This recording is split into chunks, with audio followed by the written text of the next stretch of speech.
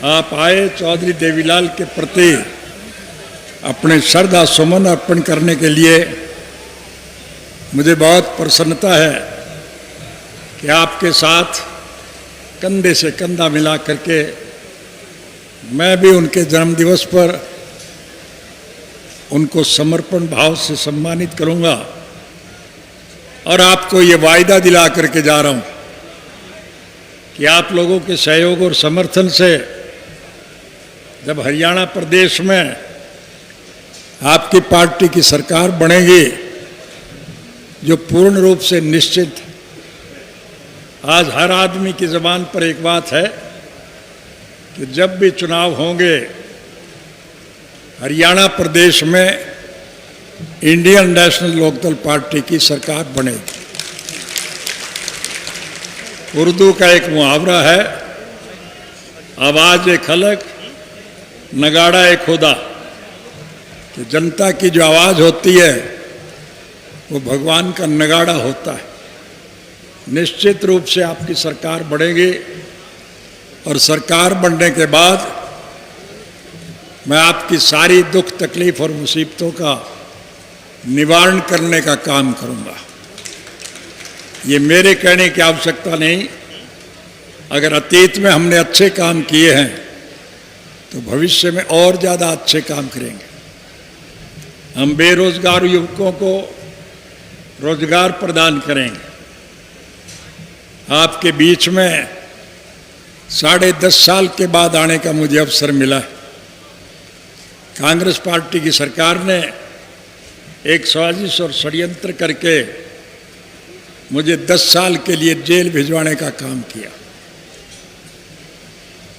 और फिर मेरी गैर हाजिरी में एक दुष्प्रचार किया कि अब चौटाला तो जेल में मरेगा और इंडियन नेशनल लोकदल पार्टी समाप्त हो जाएगी। आप बधाई के पात्र हैं कि मेरी गैर हाजिरी में आपने संगठन को पहले के मुकाबले में ज़्यादा मजबूत बनाया। मैं आपसे उम्मीद रखता हूं कि आज आपके संगठन की मजबूती की बहुत आवश्यकता है। ये जन सम्मान इस बात को प्रमाणित करता है कि आपने निश्चित रूप से इस भ्रष्ट और कुरूप सरकार को बदलने का मन बना लिया। जेल से रिहा होने के बाद पहली दफा मुझे उन साथियों का आभार करने का अवसर मिला जो पिछले 10 महीनों से किसान के हितार्थ आंदोलन में जूझ रहे। दिल्ली के बॉर्डर पर सड़कों पे बैठे, गर्मी सर्दी की परवाह किए बिना, बारिश की परवाह किए बिना भूखे प्यासे किसान आज आपके अधिकारों के लिए संघर्ष में जूझ रहे। और मुझे गौर से देखने का अवसर मिला कि उस संघर्ष में केवल किसान ही नहीं, आज 36 बिरादरी के लोग शामिल हैं। हिंदू, मुसलमान, सिख, ईसाई, हरिजन, बैकवर्ड, व्यापारी, कर्मचारी, कारखानेदार और मजदूर, किसान और कमेरा, 36 बिरादरी के लोग इस कुशासन का अंत करने के लिए मन बनाए बैठे। उनकी भावनाओं को क्रियान्वित करने के लिए आप सबकी जिम्मेवारी बन जाती है कि आप संगठन को पहले के मुकाबले में और ज़्यादा मजबूत बनाएं। संगठन जब मजबूत होगा तो निश्चित रूप से आपकी सरकार बनेगी। अभी हरियाणा प्रदेश में ऐलनाबाद के विधानसभा क्षेत्र की सीट खाली है। भारतवर्ष के संविधान के मुताबिक अगर कोई सीट खाली होती है तो उसका चुनाव 6 महीने के अंदर अंदर कराना पड़ता है। लेकिन सरकार इस डर से उस चुनाव को टालती जा रही है कि सरकार में तुम्हारी हार होगी, इसलिए वो इस चुनाव को टाल रहे। लेकिन बकरे की माँ कैथा और टाड़ेगी। आखिर तो चुनाव कराना ही पड़ेगा, और जब चुनाव होंगे तो फिर निश्चित रूप से आपकी पार्टी का प्रत्याशी दूसरे सभी प्रत्याशियों की जमानतें जब्त कराने का काम करेगा। आपका आंदोलन सफल होगा। इस देश में किसानों के अधिकारों की लड़ाई के लिए इससे पहले भी 4 किसान आंदोलन हुए। वर्ष 1907 में पगड़ी संभाड़ जट्टा के नाम पर एक आंदोलन चला था, उसे बहुत कामयाबी मिली थी। सन 1917 में बिहार का चंपारण आंदोलन भी इस बात का प्रमाण है कि किसान वर्ग के लोग आज अपने अधिकारों के लिए पूर्ण रूप से सजग हैं। 1918 में गुजरात का खेदा आंदोलन और वर्ष 1928 में गुजरात का बारडोली आंदोलन इस बात का प्रमाण है कि सभी आंदोलनों में किसानों की जीत हुई। निश्चित रूप से इस आंदोलन में आपकी जीत होगी। इसलिए मैं आप सबसे निवेदन करूंगा कि संगठन को मजबूत बनाओ। जात बड़ी नहीं होती, जमात बड़ी होती है, और जमात जब बड़ी होगी तो फिर निश्चित रूप से परिस्थितियां आपके अनुकूल होगी।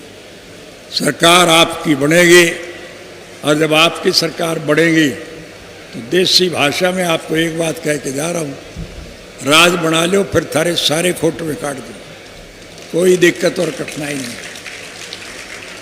3210 बच्चों को नौकरी देने के नाम पर मुझे 10 साल की बजाय 10.5 साल जेल काटनी पड़ी थी।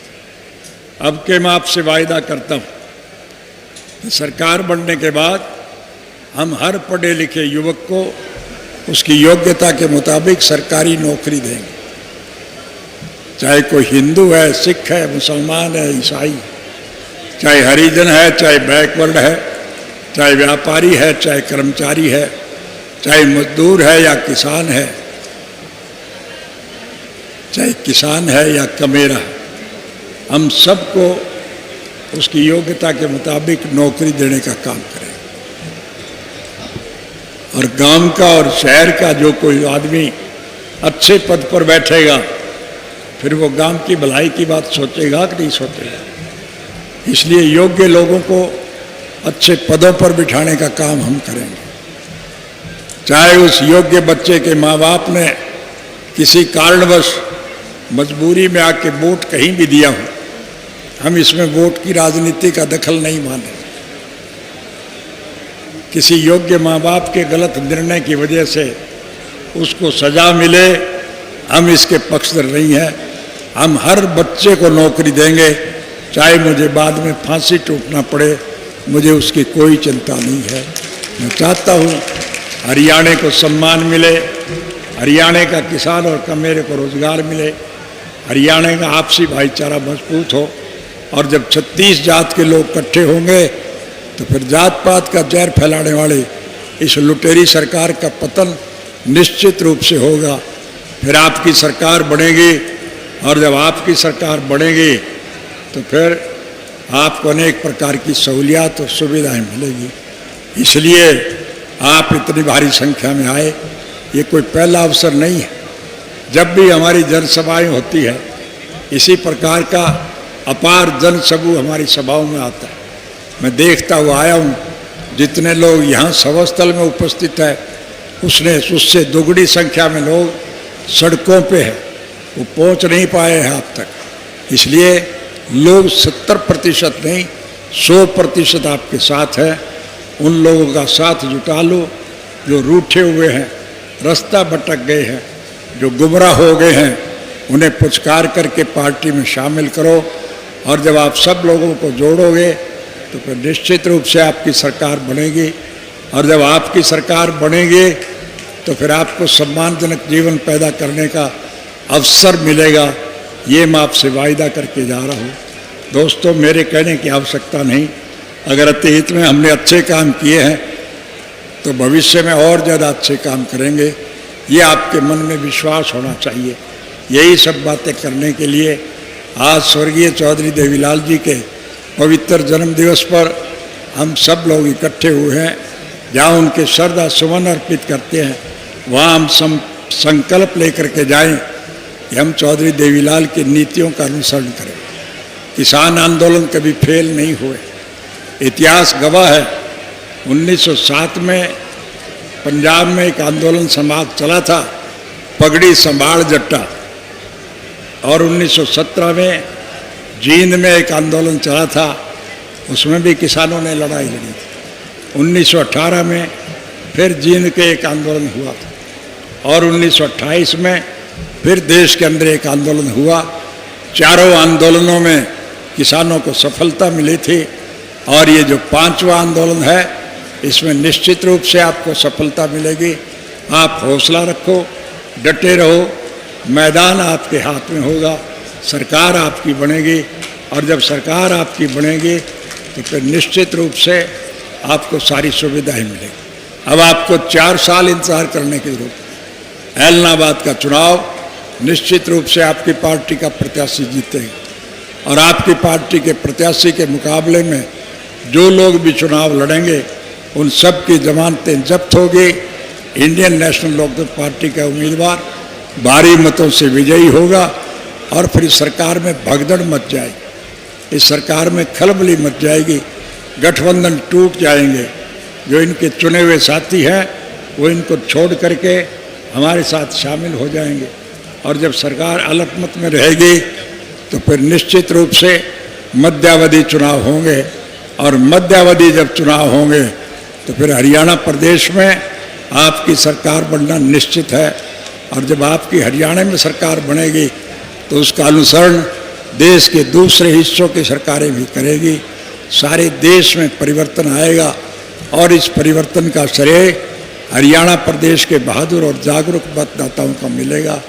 इसलिए आपसे एक ही निवेदन करूंगा कि आप चौधरी देवीलाल जी के नक्शे कदम पर चलते हुए उनको हर प्रकार का सम्मान प्रदान करें, उनको श्रद्धा सुमन अर्पित करें और उनकी नीतियों का अनुसरण करते हुए संगठन को मजबूत बनाएं। यही आग्रह करने के लिए आज आपको निमंत्रण देकर के यहाँ बुलाया। आप आए, मैं आपका आभार व्यक्त करता हूँ और देश की जो बुरी हालत है उस बुरी हालत को सुधारने का हम काम करें। साथियों, नारे व्यक्तिगत नहीं लगाए जाते। अगर नारे लगाने से काम करता तो मैं जेल में खाली बैठा था, मैं अकेला ही चला लेता। काम करने से काम चलेगा।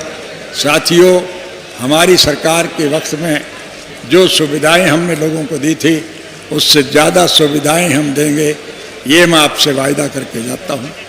आपके कर्जे माफ़ होंगे, आपको रोजगार दिया जाएगा, आपका व्यापार बढ़ेगा, कारखाने पुनः चालू किए जाएंगे और लोगों को सम्मानजनक जीवन व्यतीत करने का अवसर मिलेगा।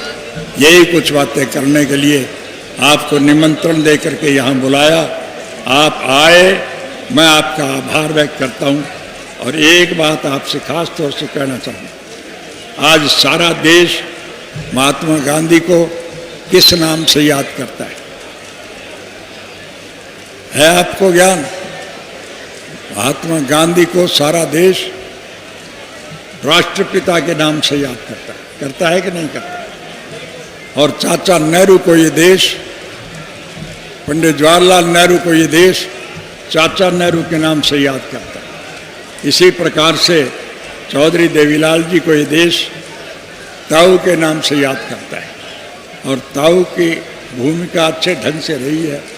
हम अपने बचपन को याद करें, हमारे किसी काम की सज़ा अगर हमें मिलती तो पिताश्री हमारी मदद नहीं करते थे, चाचा भी मदद नहीं करता था, लेकिन ताऊ के पास जब आप जाते थे तो फिर ताऊ हमें सम्मान दिया करता था और उसके लिए अगर आर्थिक संकट था तो चांद तोड़ करके भी पैसे ला करके वो हमारी मदद करता था। आज समूचे राष्ट्र के स्तर पर ताऊ की उपाधि एक सर्वश्रेष्ठ उपाधि है। इसलिए ताऊ के सम्मान में हम सब लोग यहाँ आए। आपका पुनः आभार व्यक्त करता हूँ। आप सबका बहुत बहुत धन्यवाद।